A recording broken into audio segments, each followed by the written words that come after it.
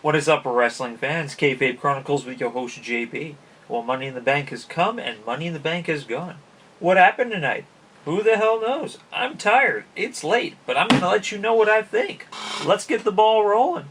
Opening up the crazy night, we have the first ever women's Money in the Bank match between Charlotte, Carmella, Natalya, Tamina, and of course Becky Lynch.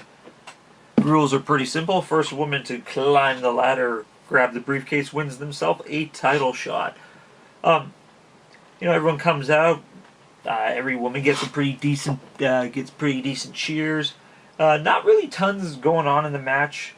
It's exactly how you expected. Match kind of starts off. Everyone exits the ring really quick to grab the ladders. Let's get the bloodshed going. We paid for blood.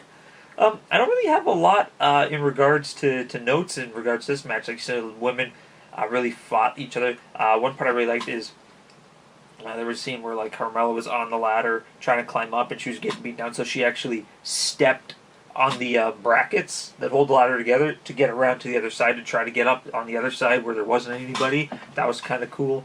Charlotte had a really good spot where she kind of did like a cartwheel dive, very similar to Twisted Bliss, off the top of the ring onto all the ladies.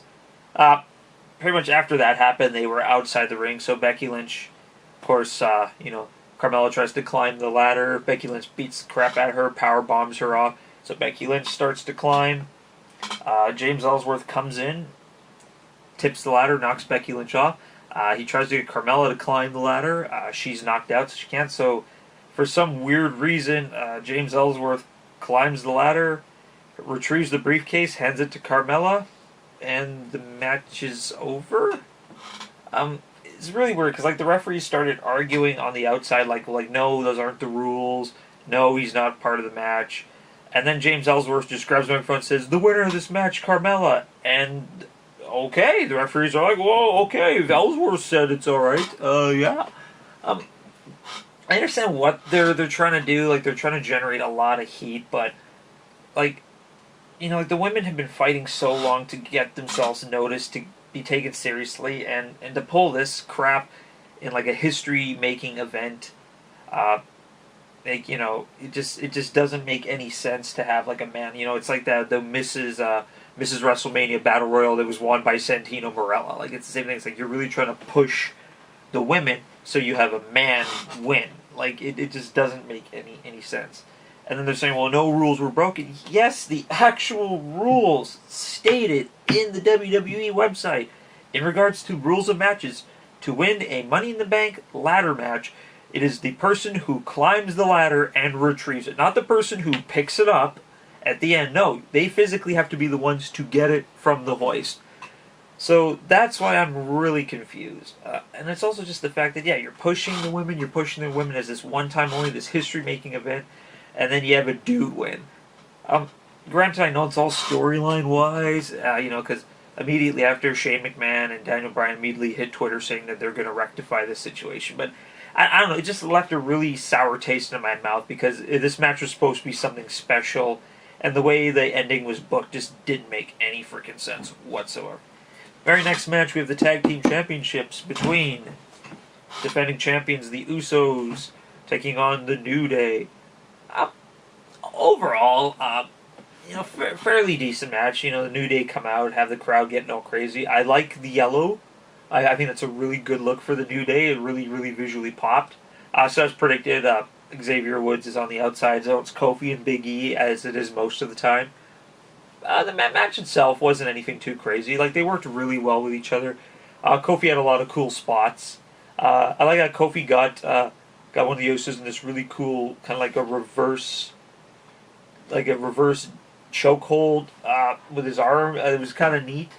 Everyone thought he was going to tap him, then he hit him with the SOS. 1, 2, no matches to kick out of that. Very botchy match, though. Like, a couple botches that I saw. First one is, I think it was Jimmy, or Jay, who knows, jumps off the top rope, and Big E catches him, but then he kind of dropped him, so then he has to pick him back up, and then he hits the big ending. Ultimately, I know he was supposed to catch him and drop the big ending automatically.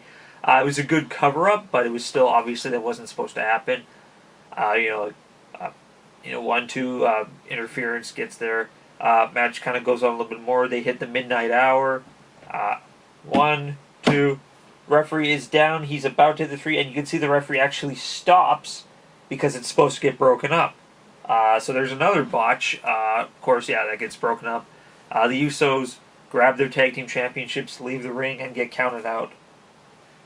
Overall, so it was a decent match. I'm not a fan of the cheap heel count out wins. I prefer when they get disqualified or stuff like that. But I don't like the honky tonk man style win.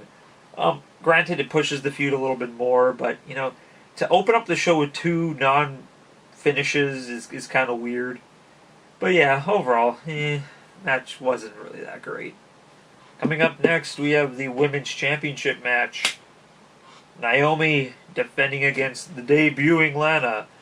Even though she's wrestled many house shows and NXT and fought at WrestleMania a couple years ago.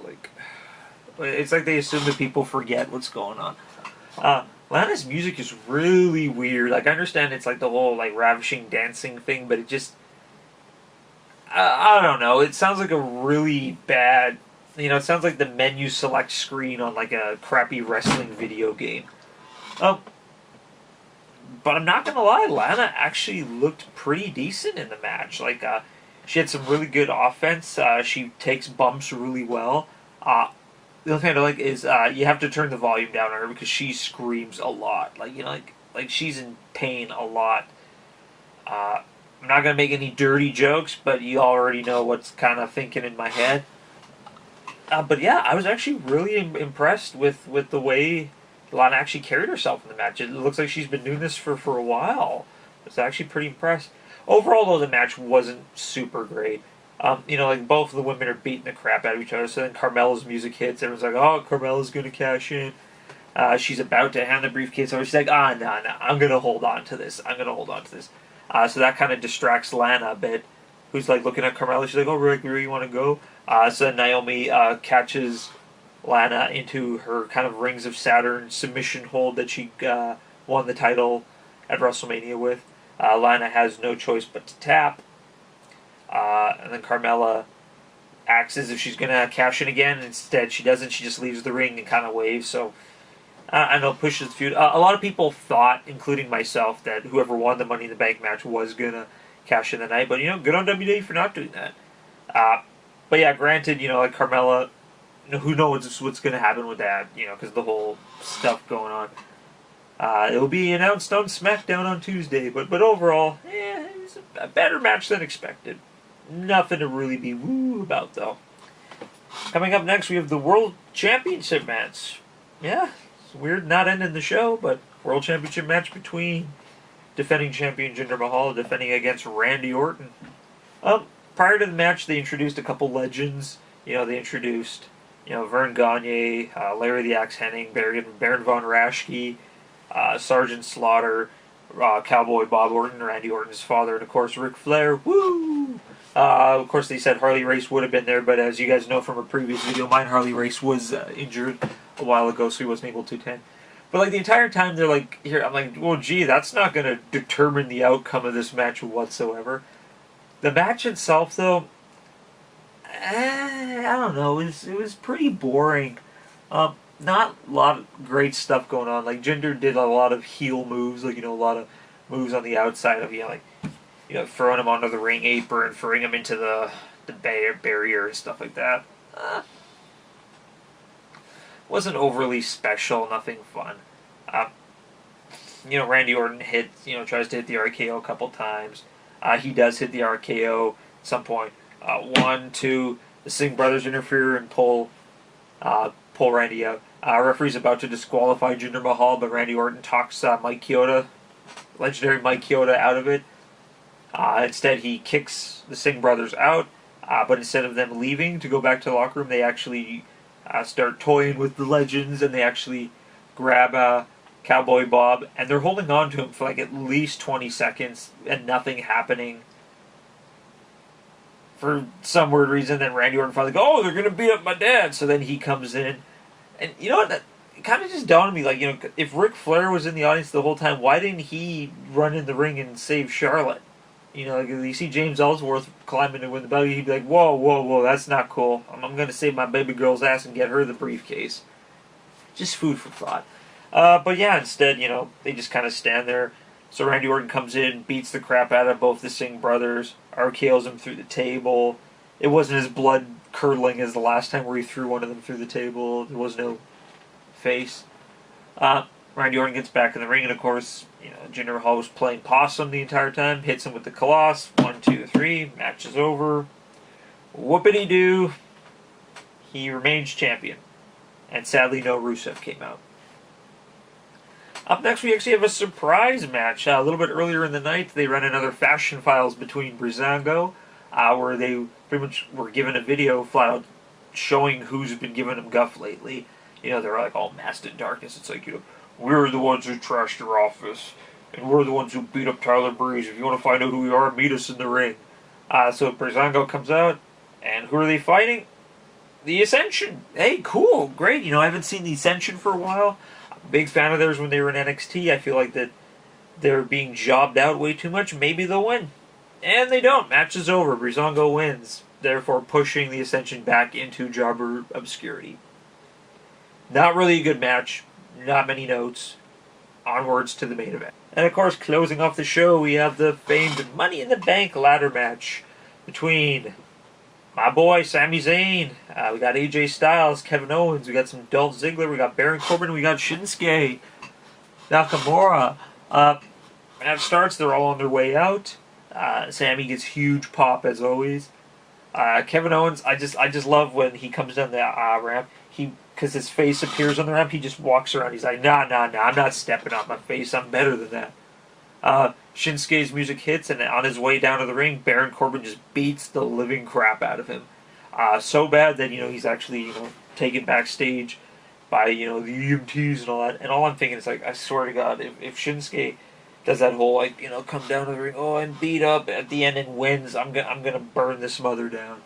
The match itself, though, was just fucking spot fest after spot fest after spot fest. Like, there's just so much great stuff going on. Sami, you know, counters Dolph's super kick into a blue thunder bomb. Baron Corbin's trying to climb up the ladder. He gets hit with a zigzag off the top. He got Dolph Ziggler in a deep six outside the ring. Kevin Owens, I'm pretty sure, died like 6 times in this match. Like, he was just getting thrown through ladders. Like, you know, he got a reverse exploder onto the ring apron. He got freaking overhead slammed through a ladder. Yeah, pretty much. Kevin Owens didn't really have a lot of offense. There was one point where he kicked Sami in the nuts. That was pretty much it. But like, Kevin Owens was like the spot monkey this match. Like, he was the guy pretty much taking all the bumps and full credit to him. But you know what? Kevin doesn't need this match. Like, he's the U.S. champion. I think he was just flat out in there just to be like, hey, let's have some cool stuff happen. He's like the modern day Shelton Benjamin. Overall, like I said, like, AJ Styles did a lot of fun stuff. Like, I can't even explain what was going on. Of course, you know, there's a point Sami's about to climb the ladder. He gets knocked out by Baron Corbin. Baron Corbin, he thinks about to win the match when Shinsuke's music hits. Oh, here we go. Here comes Shinsuke Nakamura. Shinsuke comes in the ring and just decimates and clears house. Hits everybody with a Kinshasa. And then he's about to climb the ladder. But then who does he see in the corner of his eyes? That's right, AJ Styles. Freaking AJ and Shinsuke have been waiting for this to happen ever since their match in New Japan many years ago. And they just stare down in the audience's, just their hearts stopped. Like, just everybody just instantly lost all bodily functions.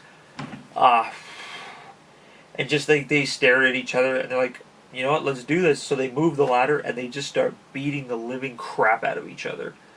Of course, they you know, they start climbing the ladder. They start hitting each other. Actually, I forgot another spot. Oh, how did I forget this? Sorry, gonna backtrack a little bit. There was a spot where everyone thought AJ Styles was going. He was on top, and then Dolph Ziggler actually moved the ladder, so AJ was hanging from the briefcase, trying to unhook it, loses his hands, and he falls down, crashes to the mat. Sorry, I can't believe I forgot that. That was super awesome. I thought AJ died. Back to them fighting. So they're climbing up the ladder. They're hitting one another. You think like, AJ's about to grab the belt, grab the briefcase. Baron Corbin comes in, flips the ladder, knocks them both out of the ring, sets up the ladder, climbs up. New Mr. Money in the Bank, Baron Corbin. It hurts me to think, because I really wanted Sami to win. As always, I will never not cheer for Sami Zayn. But like when I think about it, it just makes the most sense that Baron Corbin is Mr. Money in the Bank, because he is probably one of the best heels in the business right now, and he has a lot to prove being world champion. Kind of everyone what's predicting is probably going to happen is John Cena is going to make his return. He's going to beat Jinder Mahal, and Corbin's going to cash in and beat John Cena for the belt. Pull like a good old Edge going. But yeah, like I'm really looking forward to seeing what Baron Corbin does with that. Like, he's going to be so cocky with it. It's going to be awesome because Baron Corbin's already a cocky heel, and just giving him the briefcase just adds more of that heat. I didn't see a heel winning it though. I actually thought a face was going to take the briefcase after all that happened earlier on. So, yeah. Best match of the night, hands down. Definitely one match to watch a couple times. Probably going to check it out again soon. There was a lot of fun stuff going on. A great match. All the guys did really, really well in this match. So, yeah. Corbin. Who knows? And there you guys have it. What did y'all think about Money in the Bank? Let me know in that comment section below. As always, crush that like button and subscribe to the station for more great videos. Follow us on Twitter using the 2 name tags down below in the description. And also, check out that Facebook page. Like it. Get a little bit of love. Share the station with other people. Bring people in. I'm always going to take you. Big open arms. But as always, this is JP from KayFabe Chronicles, and I will see you guys next time.